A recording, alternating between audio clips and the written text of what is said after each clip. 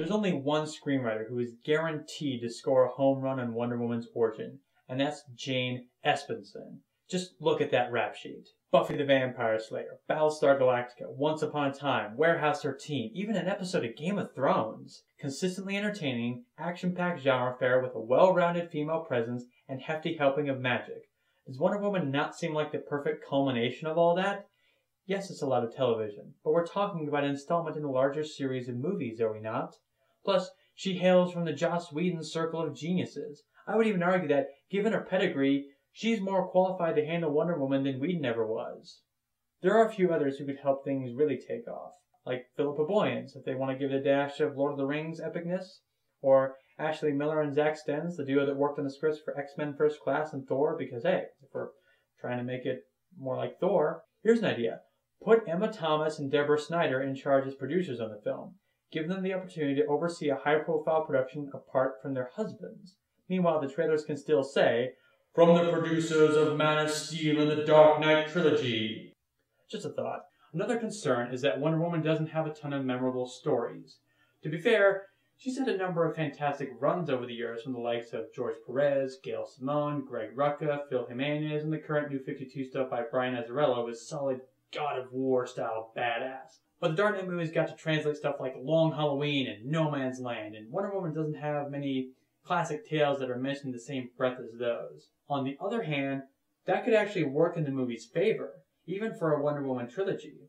There's 70 years worth of stories to draw from, and distilling the best parts into a nicely packaged film series should be relatively simple. The first movie covers the origin, the second movie is more traditional superhero fare and can tackle any story that makes sense at the time, while the third is the final throwdown with Ares, the god of war, who would work best as a trilogy villain, scheming in the shadows from the beginning until he's ready to strike. When your precious Themyscira is ashes, you have my permission to die.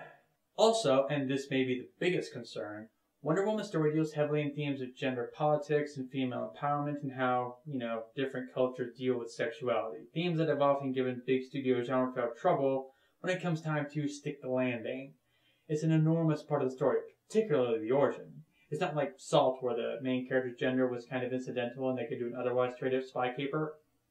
Since it's gotta be in there, the good news is that since Wonder Woman is the most popular and recognized female superhero on the planet, they can easily tailor the promotional material to downplay those elements of the story and emphasize the more accessible aspects, the coming-of-age stuff, the fish-out-of-water hijinks, and of course all that delicious comic book superhero action. That could help free up the storyteller to actually do their jobs and deliver the goods after everyone's bought their ticket. Same goes for the finer points of the mythos. Leave that stuff up to the artist to interpret. As I said, writers like Jane Espenson have been tackling this kind of stuff for years, and have gotten really good at lampshading and even subverting it at times to keep things fresh, accessible, and engaging. There really is no better time to select the right creative minds and just turn them loose on the property. But that's really the build-up to Justice League in a nutshell. The demand for superheroes on the big screen has never been higher, and given its track record of late, it seems like Warner Brothers really needs to get out of their own way if they want a piece of that action. Now let's talk directors. I've mentioned a lot of ladies so far. It'd be cool to have a female director as well, but it's definitely not essential. There are plenty of ladies who could totally train wreck it, and plenty of dudes who could knock it out of the park, like Francis Lawrence. Put him at the top of the list. I don't even need to explain this pick. He's got everything you need. Here's 4 more that I'd love to see considered. Len Wiseman. His track record is a tad spotty, but he's got tons of potential, and I really wish he'd stop wasting it on shit we don't need. Plus, he's one of the brains behind Sleepy Hollow, which also has a well-rounded female lead, well-timed fish-out-of-water antics, and big scary magic. Seriously, that show is fucking awesome. Of course, if he signs up, Kate Beckinsale would be a lock for Hippolyta, which is fine. She'd be a great Hippolyta. Patty Jenkins. Maybe you haven't heard of her. She directed a little film called Monster that won Charlize Theron an Oscar for Best Actress. Since then, she's done a lot of TV, which puts her more or less on par with Christopher Nolan pre-Batman. But what really earns her a spot is she was Marvel's second choice to direct Thor 2. Sure, she didn't get the gig, but for the Amazon princess, they could do a hell of a lot worse than the director of Monster, who almost helmed Thor 2.